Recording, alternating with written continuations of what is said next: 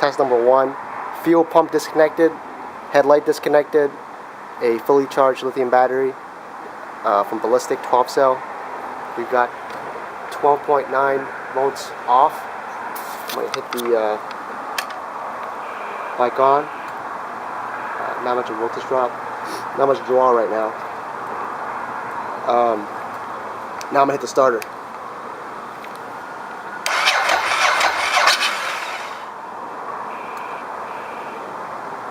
As you heard, the ECU just reset. Jumps on to 8 volts. Temperature right now, it's about 48 actually. It's really warm.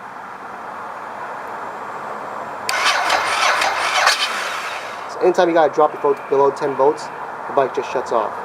Now I'm gonna connect the fuel pump, and we'll see how that works out.